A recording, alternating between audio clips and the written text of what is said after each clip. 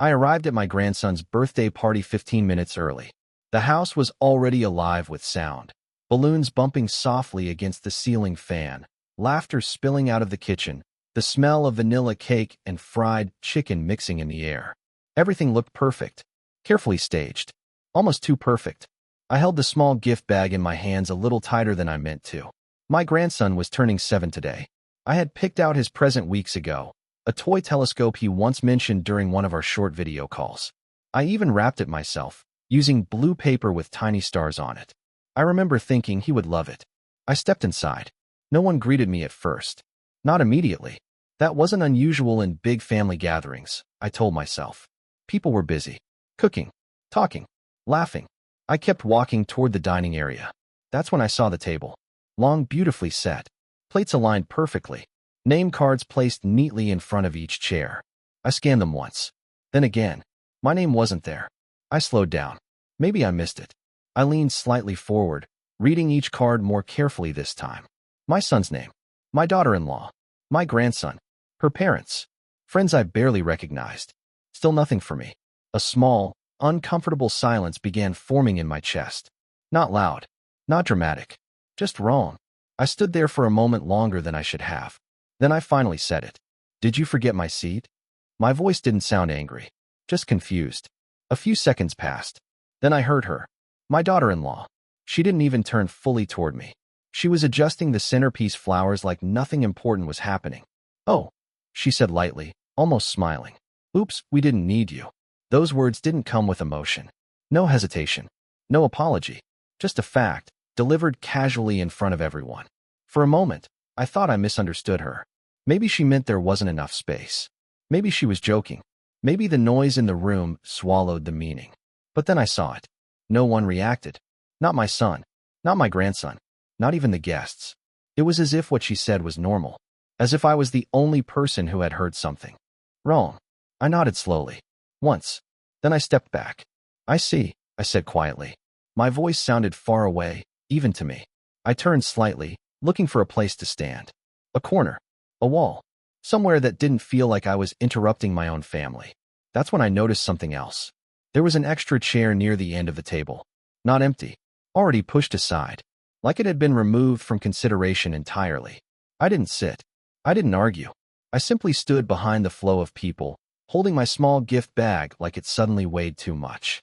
Children ran past me, chasing each other with paper hats on their heads. Someone laughed loudly near the kitchen island. A phone camera clicked repeatedly as someone recorded the cake being brought out. Happy birthday, voices rose together. My grandson clapped excitedly. He didn't look at me. Not once. I watched him for a moment longer than I should have. Then I looked away. Something inside me felt very still. Not broken. Not angry. Just settled in a way I didn't like. I told myself maybe this was a misunderstanding. Maybe there was another reason. Maybe they were planning something else and forgot to adjust the seating chart. People forget things all the time. That's what I wanted to believe. But another thought came quietly right behind it. No one forgets you out of a family photo by accident. I stayed near the edge of the room as the celebration continued. Cake was cut. Candles were blown out. Everyone cheered. My grandson smiled brightly, surrounded by people who belonged at the table. I smiled too. Just slightly. Just enough so no one would ask me anything. Inside, I kept repeating one question I couldn't answer yet. When did I stop having a place here? I took a slow breath and adjusted my grip on the gift bag. Whatever this was, it wasn't random. And I was going to understand it. Not today, but I would understand it. I stayed until the singing ended, until the plates were served, until the laughter softened into background noise. And all the while, I stood there thinking one simple thing. A seat can be removed in seconds. But the reason behind it takes longer to uncover. I stayed near the edge of the room long after the cake was cut. People were still laughing, still talking, still moving around me like I was just another piece of furniture in the background of their celebration. My grandson's birthday continued without me. Not loudly, not cruelly, just naturally, as if I had never been assigned a place in it at all. I watched my son lift my grandson onto his shoulders. The boy laughed, holding onto his father's head as if that was the safest place in the world. My chest tightened slightly at that moment. Not because I was jealous, but because I remembered a time when that same boy used to reach for me first. Grandma, carry me. Now he didn't even look in my direction. I lowered my eyes. Told myself it was normal. Children grow. Families change. That's what I kept repeating. But then I saw her again. My daughter-in-law. She was moving between guests effortlessly, smiling at the right moments, laughing just enough to be heard, but not too much to seem fake. She looked in control, not of the party, of the people in it. Every time someone asked a question about the setup, the food, the seating, they looked at her. Not my son. Her. That realization sat quietly in my mind, like a small stone that didn't belong there. I turned slightly, still standing near the wall, trying to make sense of it in a way that didn't feel uncomfortable. That's when I noticed something I had missed earlier. The seating arrangement wasn't random. It was deliberate. I had assumed my absence was an oversight, a mistake in planning, something small. But looking again, I realized there was a pattern. Close family members were grouped tightly together at the center table. Friends were placed slightly further out. And I wasn't placed anywhere. Not even at the edge. Not even near the children's table. I wasn't misplaced. I was simply not placed at all. A slow exhale left my chest before I realized I was holding my breath. I looked down at my hands. Still holding the gift bag. Still standing. Still waiting for something to make sense. I walked slowly toward the kitchen, pretending to get a glass of water. No one stopped me. No one asked if I needed anything. The kitchen was quieter. For a moment, I let myself breathe properly. That's when I heard voices from the other side of the wall. Not loud enough to be clearly intended for me, but not quiet enough to be accidental. My mother-in-law is getting sensitive lately, my daughter-in-law said. A short pause, then a small laugh from someone else. I stopped, not moving closer, not stepping back, just freezing in place. She always expects too much attention, she continued. Today was supposed to be about the kids. Her tone wasn't angry. It was calm, explaining, as if she was describing something reasonable, something obvious, something everyone would agree with. I felt my fingers tighten slightly around the cup I hadn't even filled yet.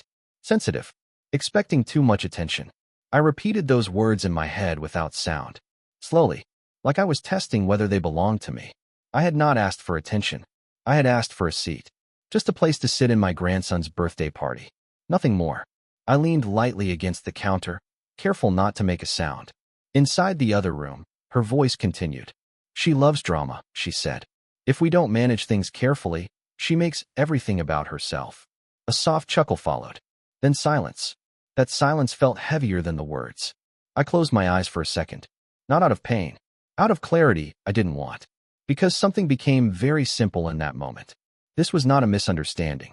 This was not a forgotten chair. This was a decision. A decision I had not been included in. I opened my eyes again and looked down at the empty cup in my hand. Then I placed it gently back on the counter. No shaking. No sudden movement. Just a quiet placement, like I was returning something I no longer needed. From the living room, I heard my grandson laughing again. Bright. Unaware. I stayed in the kitchen a little longer than necessary. Breathing slowly. Thinking carefully. Not about what had happened, but about what it meant. Because now I understood something I had refused to see in the dining room. A missing seat is not always about space. Sometimes it is about presence. And sometimes it is about removal. I stayed in the kitchen longer than I needed to. The party continued outside like nothing had changed. The sound of laughter drifted through the walls in soft waves, rising and falling with the rhythm of a celebration I was no longer part of. I told myself I was just getting water, but I never actually drank it. Instead, I stood there, watching the room from a distance I hadn't chosen. And for the first time, I stopped trying to convince myself it was a mistake. Because my mind was no longer focused on the missing seat. It was focused on something else. The pattern. I slowly replayed moments I had ignored before today.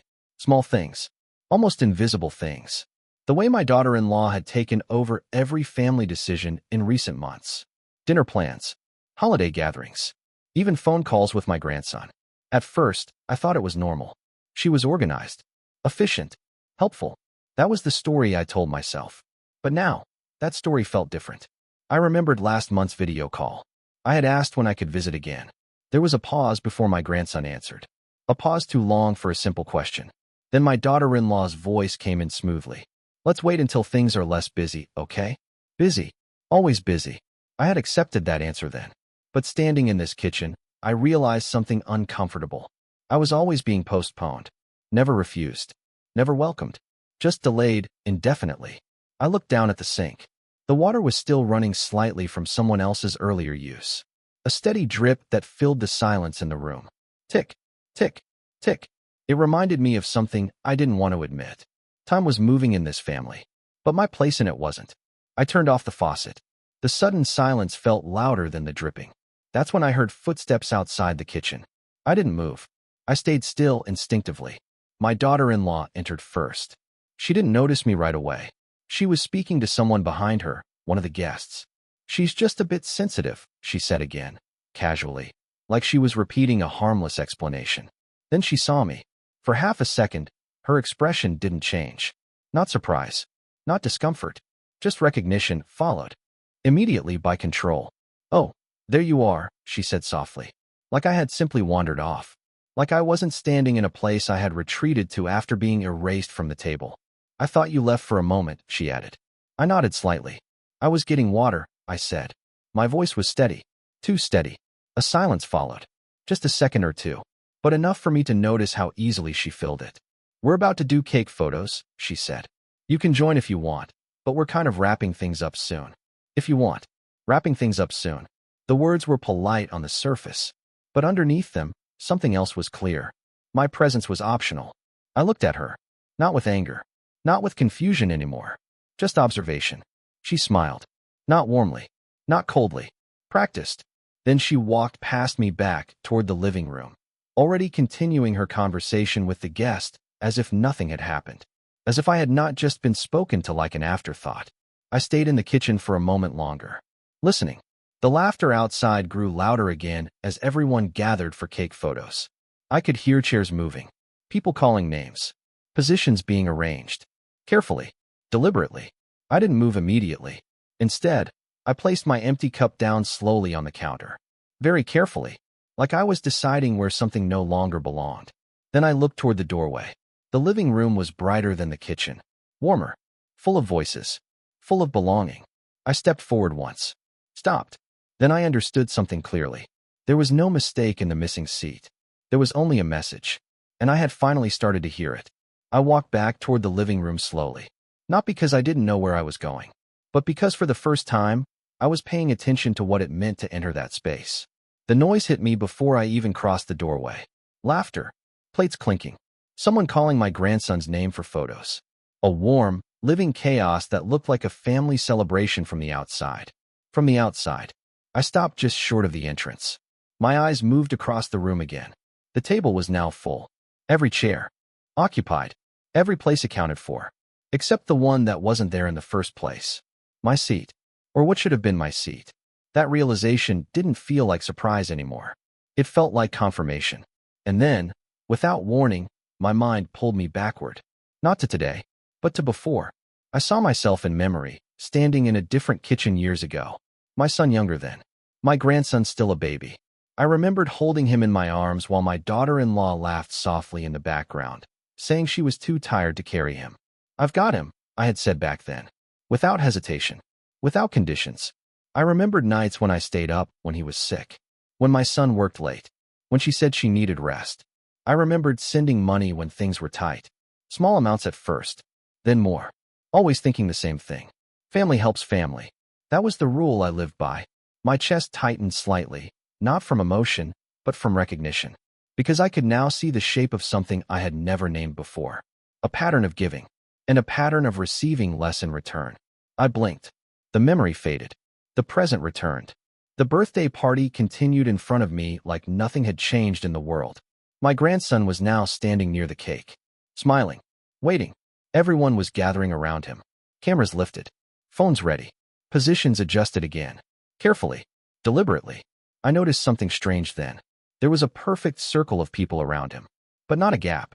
Not an empty space waiting to be filled. Just a structure that had already been finalized. And I was outside it. Not accidentally. Not temporarily. Outside it completely. I felt my hand tighten slightly around the gift bag I still carried. The toy telescope inside shifted with the movement. A gift chosen with care. A gift that now felt heavier than it should have. That's when I heard her voice again. My daughter-in-law. "Okay, everyone here," she said brightly. "Let's take the photo." Everyone responded at once. Small adjustments.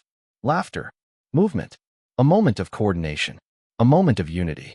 I watched as she positioned herself slightly to one side of my son, guiding the frame without saying she was guiding it. She looked around the room quickly, checking, confirming, ensuring everything was in place. Then her eyes passed over me, briefly, casually, and moved on, like I was already accounted for as absence. I felt something shift inside me then. Not pain, not anger, something quieter, clearer, like a door closing gently in a room I had been standing in too long. I took one step back. Just one. No one noticed. The photographer counted down. Everyone leaned in. Smiles widened. The moment froze into position, and I stood just outside it, still holding the gift, still watching, still unplaced. And in that silence inside me, one thought finally formed completely. This was not about a chair. It was about where I was allowed to exist, and where I no longer was. I stayed just outside the photo circle. No one noticed I had stepped back. Or maybe they did, and simply decided it didn't matter. The countdown started. 3, 2, 1. The room tightened into a single moment. Smiles locked in place. Heads leaned in. Arms adjusted around shoulders. My grandson stood at the center, glowing with excitement, completely unaware of anything outside that frame. Click. The camera captured it. A perfect family moment, at least on the surface. I looked at them still holding that frozen arrangement for a second longer as the photographer checked the shot. Then the tension released. People moved again. Laughter returned instantly, like nothing had happened. Like nothing ever had to include me. I stepped back another half step. This time, I felt it clearly. Not sadness. Not confusion. A kind of quiet separation. As if I had been gently placed outside a boundary that no one bothered to draw on the floor. My daughter-in-law was already turning her attention to the cake again. Directing. Organizing. Smiling. She moved like someone who understood exactly how this family should look in every moment. And who belonged in each version of it. I watched her for a while. Then I saw something I hadn't fully noticed before. It wasn't just the missing seat. It wasn't just the absence from the photo. It was the consistency of it all. Every moment today had been adjusted just slightly. A chair removed. A space reassigned. A conversation redirected. A position changed. Not loudly. Not openly. Just enough so that I would always end up slightly outside the center of things. I shifted my grip on the gift bag again. The paper handle pressed into my palm a little harder than before. I remembered something small then. A conversation from a few weeks ago. My son on the phone. "Mom, we're just trying to keep things simple for the kids," he had said. Simple. That word now felt different. Because I was beginning to understand what simple meant in this context. It meant fewer complications, fewer adjustments, fewer people who didn't fit smoothly into the picture they were building. I looked around the room again, at the guests laughing, at the children running, at the carefully arranged happiness, and I realized something that made my chest feel strangely still. No one was avoiding me. No one was arguing with me. No one was even pushing me away directly. They were simply continuing without me in mind. That was all. And somehow, that felt more complete than rejection. My grandson suddenly ran past me chasing another child. He brushed lightly against my arm. He didn't stop, didn't look up, didn't recognize that I was even standing there. Just continued forward, laughing, disappearing back into the flow of the party. I turned my head slightly as he ran off. My hand lifted instinctively. Half a gesture, half a memory. But I lowered it again before it became anything. Behind me, I heard my daughter-in-law calling for the cake knives. Everything was moving toward the next moment now. The candles, the singing, the wish, the part where families are supposed to look whole. I stayed where I was. Not fully inside, not fully outside, just unplaced. And in that space, I understood something I hadn't wanted to see earlier. A missing seat is not an accident. A missing seat is a decision. And today, I was no longer wondering if I belonged at the table. I was beginning to understand I had already been answered. I stayed in my place near the edge of the room. By now, I had stopped trying to blend in. There was no longer a blend-in option available to me anyway. The party had fully moved into its next stage. The cake was being brought out. A soft wave of excitement passed through the room as everyone turned toward the dining table again. Phones lifted. Voices rose. My grandson clapped his hands, jumping slightly in place as the candles were placed in front of him. "Make a wish," someone said. He smiled wide, eyes bright, completely inside his world. a world I used to feel part of. I watched him carefully, not with sadness anymore, but with distance. The kind of distance you only feel when you realize you are observing something you no longer belong to. My daughter-in-law stood close to him, adjusting the candles slightly. Then she looked around again. Always looking, always arranging, always ensuring the frame was correct. I noticed it now more clearly than before. She wasn't just participating in the event. She was controlling its shape. Who stood where? Who was visible? Who was not? I felt that thought settle quietly in my chest. Not like a shock, more like something that had been waiting there for a long time to be named. I shifted slightly. My feet had begun to feel tired from standing so long. No one offered me a seat. Not even now. The irony was no longer sharp. It was just factual. The candles were lit. The room dimmed slightly. "Happy birthday to you." Everyone began singing. Voices overlapped. Some loud, some soft. My grandson laughed through the first line, trying to follow along. I stood still as the song filled the room. And as they sang, I remembered something unexpected. Not the first birthday I attended, but the ones where I helped prepare everything. Where I cut fruit into small pieces so children could eat easily. Where I washed dishes afterward while others sat and talked. Where I stayed behind when everyone left. Always staying behind. I had always told myself that was love. Now I wasn't so sure what I had been calling it. The song ended. "Make a wish" again. My grandson closed his eyes tightly for a moment, then blew. The candles went out in one breath. Applause filled the room. Laughter returned instantly. The moment of focus dissolved. Just like that, I watched as my daughter-in-law immediately leaned in to adjust the cake plate for photos. Always the next step. Always forward. Never paused. Someone called my grandson again, pulling him into a hug. He ran toward them, passed near me again. This time closer. This time slower. For a brief second, he looked in my direction. Not fully. Not intentionally. Just a passing glance. Our eyes didn't meet. Or maybe they did. But if they did, it lasted too short to matter. He kept moving. I didn't call him. I didn't reach out. I simply watched him disappear back into the center of the room.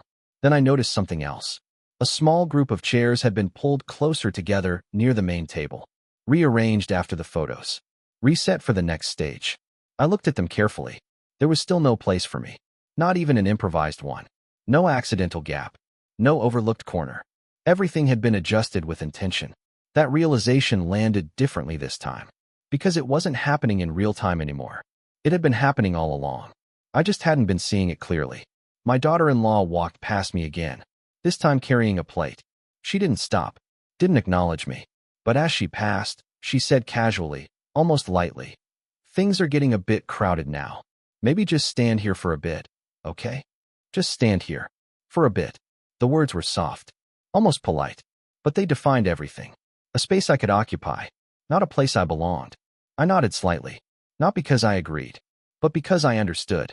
And for the first time since I arrived, I stopped looking for a chair. Because I finally realized, this was not a situation where one was missing. This why I stood where she had told me to stand. Just stand here for a bit. That sentence still echoed in my mind, even after she had already walked away. A place that wasn't a seat, not a table, not even a corner assigned with intention. Just a temporary position in the background of a family that was still moving forward without me. I leaned slightly against the wall near the hallway, close enough to see the living room, far enough not to interrupt anything. From here, I could still see my grandson. He was now surrounded by children his age, showing off his cake, laughing loudly. His face was bright, unburdened, completely unaware of anything happening beyond his immediate joy. I watched him for a long moment, not trying to pull him toward me, not expecting anything anymore, just observing. And in that quiet observation, something inside me began to surface. Not anger, not sadness, something slower, heavier. Memory. I remembered when my son was that age. When he would fall asleep on my lap watching TV. When I would carry him from the sofa to bed because he didn't want to wake up. When I would sit beside him during fevers, placing cold towels on his forehead through the night. Back then, I never thought about recognition. I never thought about seats or places. I just thought that was what a mother did. My hand tightened slightly around the edge of my sleeve. The present room faded for a second. I saw a different kitchen, a different table, a different version of this same family. One where I was needed without question. I blinked. The memory stayed for a moment longer than I wanted. Then it faded back into noise and movement. The living room again. Bright, loud, full, and I was still standing at the edge of it. I exhaled slowly. Only then did I notice how tired my body had become. Not physically only, but in a deeper way. Like I had been holding myself upright for too long inside a space that didn't offer support. A group of guests walked past me, laughing softly, holding plates of cake. One of them glanced at me briefly, then looked away just as quickly. Not rude, not intentional, just unconnected. That word stayed with me. Unconnected. I repeated it silently. Again, unconnected. It didn't feel like something that happened suddenly. It felt like something that had been forming quietly over time, layer by layer, moment by moment, until today simply revealed it. From the kitchen, I heard my daughter-in-law's voice again. She was directing something, still organizing, still shaping the moment. "Let's bring everyone closer together for another photo," she said. Her voice carried easily across the room. People responded immediately, shifting positions, adjusting themselves again, as if the room itself could be rearranged at her will. I watched the movement, noticing how naturally everyone followed. No hesitation, no confusion, no disagreement, just alignment. I understood something then that I had not fully accepted before. This was not chaos. This was structure. A structure I was not part of. A structure that functioned perfectly without needing to include me. I turned my head slightly. The hallway behind me was quiet.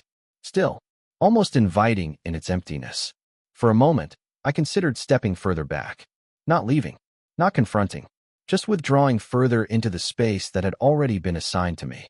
Out of frame, out of arrangement, out of attention. But I didn't move. Not yet. Because something inside me had shifted again. Earlier, I thought I was being forgotten. Then I thought I was being ignored. Now I understood something sharper. I was being positioned. Carefully, consistently, deliberately. And positions are not accidents. They are decisions repeated over time. The laughter in the room rose again. Another photo was being taken. Another moment of unity captured. I stayed where I was, watching, no longer searching for a place in it, only recognizing the shape of the space I had already been given, and realizing it was never meant to expand for me. I stayed in the same place near the hallway. By now, I had stopped expecting to be included in anything happening inside the living room. The party had entered its final rhythm. Not the beginning excitement, not the emotional peak, but the settled continuation of an event that no longer needed adjustment. Just maintenance, just flow. From where I stood, I could see my daughter-in-law was still moving through the room with quiet authority. It wasn't obvious control. It was smoother than that. She didn't need to raise her voice anymore. People simply followed her direction before she even fully spoke. "Let's gather here. Move a stand on this side." Small instructions. Immediate obedience. I watched it carefully this time. Not emotionally. Structurally. Like I was finally seeing how the system of this family actually functioned. And I realized something.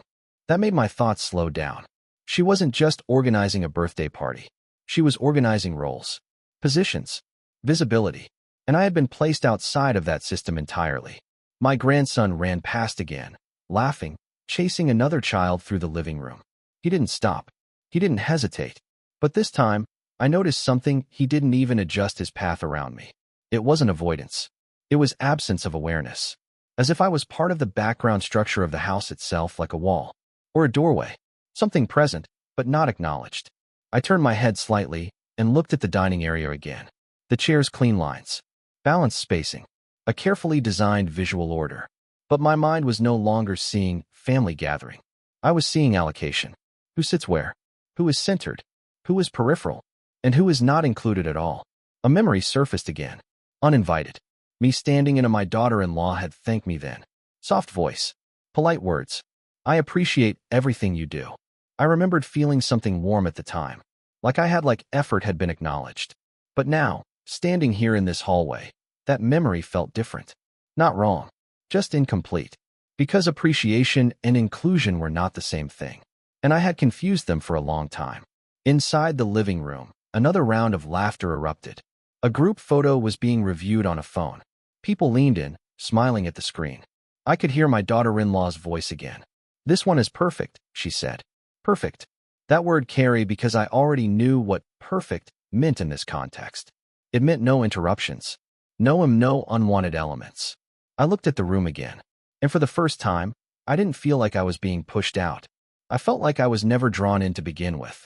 A man walked past me carrying empty plates toward the kitchen. He didn't look at me. But as he passed, he slightly adjusted his path. Not to avoid me, not to acknowledge me, just naturally continuing the flow of movement around something that wasn't part of his task.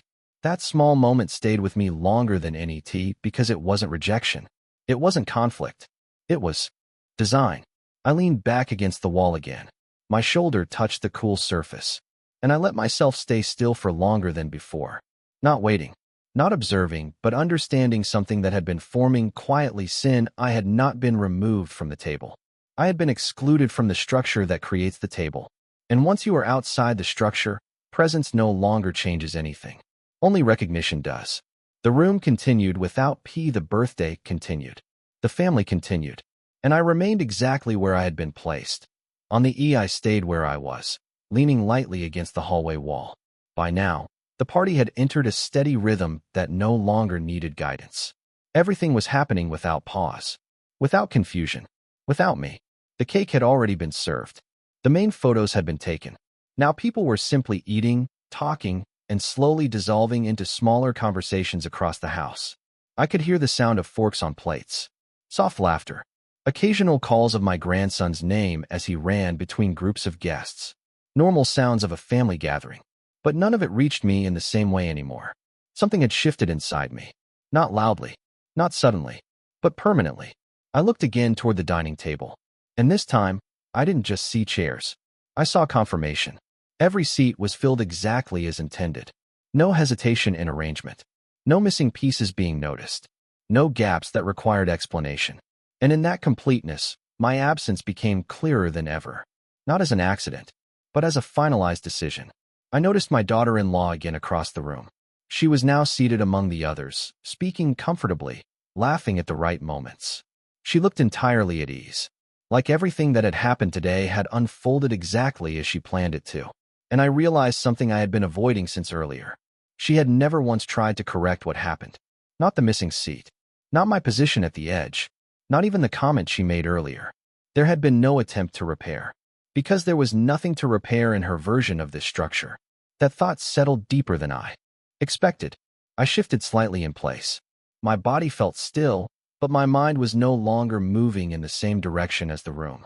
It was going backward, not emotionally, but structurally, replaying the sequence of the day like a system being analyzed. Arrival, no seat. Comment, relocation to the edge. Instructions to just stand here. Gradual invisibility. Each step small on its own, but together forming something unmistakable. I closed my eyes briefly, and in that moment, a single memory rose up clearly. Earlier today, before I entered the house, I had paused outside the front door for a few seconds longer than usual. I remembered adjusting my clothes, taking a breath, telling myself it was just a family birthday, a simple event, something I had attended many times before. But now I saw that moment differently, because nothing about today had been simple. I opened my eyes again. The living room was brighter now, more relaxed. The peak of the event had passed. People were beginning to settle. Some were preparing to leave. Others were gathering belongings. The structure of the party was slowly dissolving back into everyday life. But my position in it had not changed. I was still here, still standing, still unplaced. A woman passed by me carrying a small child's jacket. She hesitated for a fraction of a second when she saw me, then smiled politely and continued walking. That hesitation stayed in my mind longer than the smile, because it confirmed something I hadn't fully admitted yet. People saw me. They just didn't register me as part of the system they were operating in. I turned slightly toward the dining area again. A few chairs were being pushed back now. The table was being cleared. The physical evidence of the event was starting to disappear, but the structure of it remained clear in my mind. Who was centered? Who was included? Who was not? And I understood, finally, that none of this required conflict. No argument had been made. No confrontation had happened. No decision had been announced aloud. It had simply been built. Quietly. Consistently. Without interruption. And I had walked into it without noticing the shape it already had. From the living room, I heard my grandson laugh one last time before running upstairs with other children. His footsteps faded quickly, like the end of something that never fully included me. I remained near the hallway wall. Still, quiet, no longer searching for meaning and movement around me, because I had already found it. The absence of my seat was not a mistake to be corrected. It was a reflection of where I stood in a system that had already finished defining me. I stayed near the hallway wall long after the room began to feel different. Not louder, not quieter, just finished in a way that made everything inside it feel more honest. The birthday party was no longer in motion. It was in its ending phase. Guests were standing up one by one, collecting bags, jackets, small leftovers from plates. Conversations became shorter. Laughter came in fragments instead of waves. The structure of the event was dissolving, and with it, the illusion of inclusion also faded. I watched my daughter-in-law moving through the space one last time. Still composed, still efficient. She wasn't rushing. She wasn't tired. She looked like someone closing a file she had already reviewed completely. She checked the table, spoke briefly with a guest, nodded toward my son, then turned away. At no point did she look for me. Not once. That realization no longer shocked me. It simply confirmed something I had already begun to understand. I had not been part of the system that required closure, only part of the background that existed while it operated. My grandson ran down the stairs again, this time holding a small toy from the party. He passed near me, closer than before, but still not toward me. He was laughing, talking to another child, already transitioning into something else, not even slowing down. I watched him disappear into the hallway toward the front door where his parents were preparing to leave. And I felt something shift inside me again. Not pain, not regret, just final clarity. Because I finally understood what this entire day had been revealing in fragments. The missing seat was never the event. It was the signal. Everything after that was simply confirmation. I turned slightly and looked back into the living room, now mostly empty. The chairs that had once been arranged so carefully were slightly out of alignment. Tablecloths loosened, plates stacked. The visual perfection was gone, but the structure behind it remained unchanged in my mind. Who was centered? Who was positioned? Who was excluded? And I was not misaligned. I was unassigned. That word settled inside me more firmly than anything else today. Unassigned. Not temporarily overlooked. Not accidentally forgotten. But never placed in the S. I exhaled slowly. The sound of my breath felt unusually clear in the quieting house. My son walked past me then, carrying something small in his hand. He hesitated briefly as he passed. Just a fraction of a second. Long enough for me to notice, but not long enough for anything to happen. No greeting. No question. No acknowledgement of the moment that had defined the entire afternoon for me. He continued walking, and I realized something sharper than before. Even those closest to me were not required to respond to my absence. Because in their version of this family, I was not missing. I was simply not included in the frame. I followed him with my eyes until he reached the doorway, where the final goodbyes were happening. People were hugging, exchanging polite words, preparing to leave.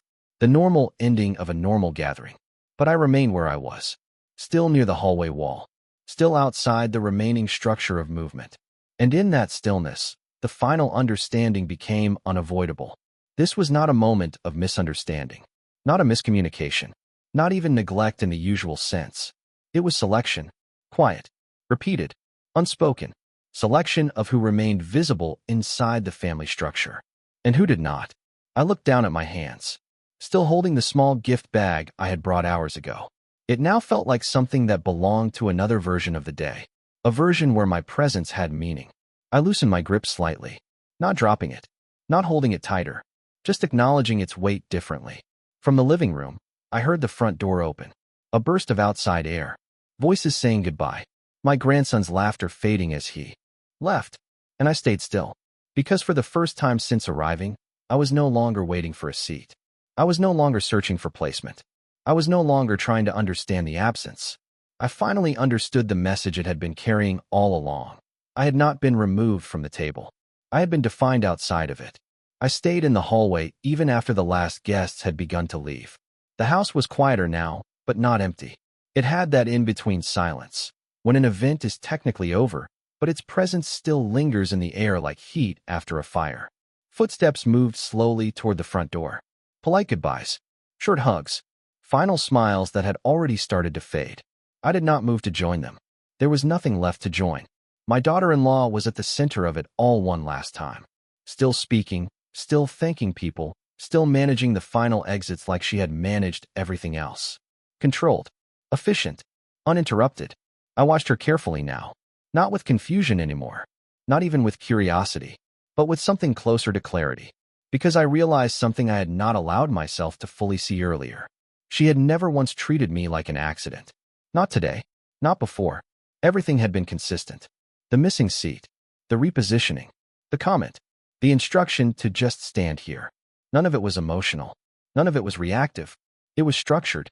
And structure, I understood now, is never accidental. I turned. They nodded politely. A quick, automatic gesture. Not unkind. Not warm. Just socially complete. Then they left. The door opened again. Cold air slipped inside briefly before closing. Each departure made the house feel less like a family home and more like a space returning to neutrality. My son walked past me again, this time slower. He adjusted his jacket, looked at his phone, then glanced briefly toward the living room. He did not look at me directly, but I saw the small pause in his movement. A fraction of hesitation. Then it disappeared. He continued walking. And in that moment, something settled in me more deeply than before.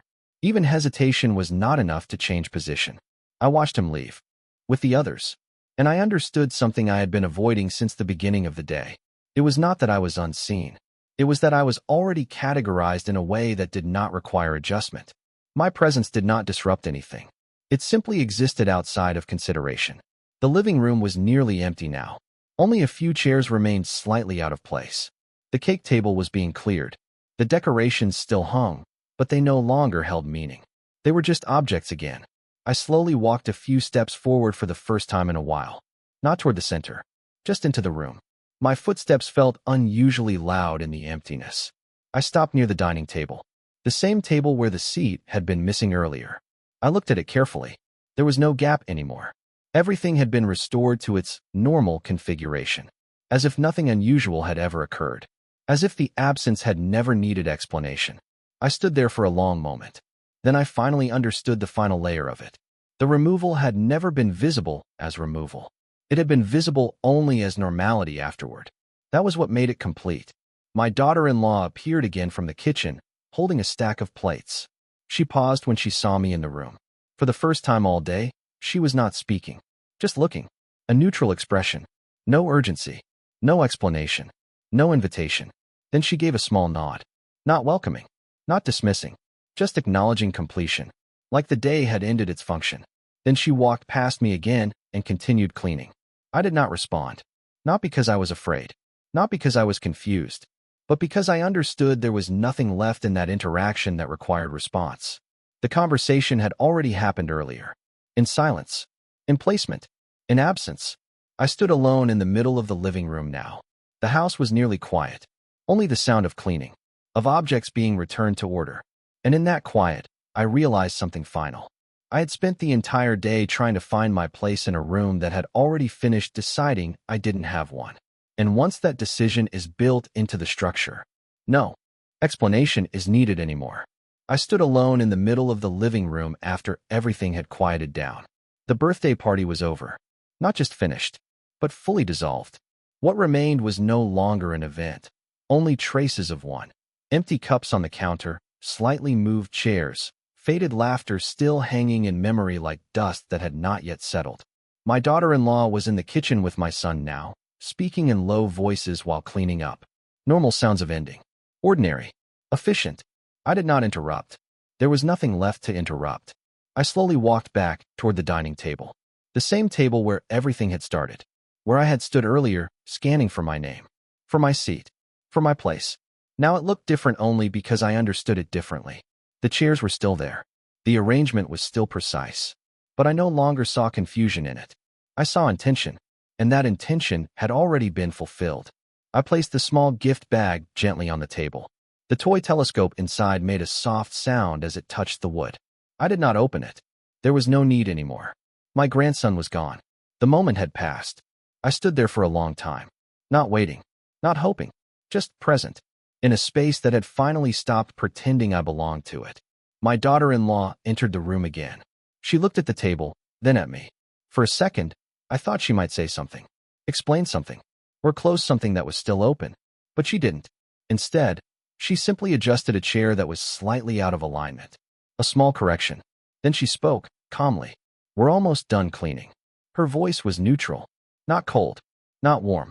Just final. I nodded slightly. Not in agreement. Not in resistance. Just acknowledgement that the day had reached its end. She left the room again. And I remained. The silence felt different now. Not heavy. Not painful. Just complete. I looked around one last time. At the space that had held laughter only hours ago. At the table that had defined my invisibility without ever naming it. At the doorway where I had stood earlier, trying to understand where I fit. And I finally understood something that had taken the entire day to reveal itself. I had not been excluded in anger. I had not been forgotten in chaos. I had been placed outside a structure that functioned perfectly without me. That was the truth. And truth, once fully seen, does not need repetition. It only needs acceptance. I picked up the empty gift bag again. It felt lighter now, not because it had changed, but because I had. I walked slowly toward the front door. No one stopped me. No one followed. No one called my name. And strangely, that no longer felt like absence. It felt like completion. I paused at the doorway for a moment. The house behind me was still, returning fully to itself. A family home again. Without the event. Without the noise. Without me inside its current definition. I stepped outside. The air was cooler than inside. Clearer. I closed the door gently behind me. Not softly. Not dramatically. Just completely. And in that closing, something inside me settled into a shape I had not known before. Not broken. Not angry. Not lost. Just understood. Because I finally saw it clearly. A seat is not just a place to sit. It is a place that says you are still part of the room. And once that seat is gone, the room continues without you. But now, for the first time, I no longer stood inside wondering where I belonged. I was already outside, and I could finally walk forward without looking back.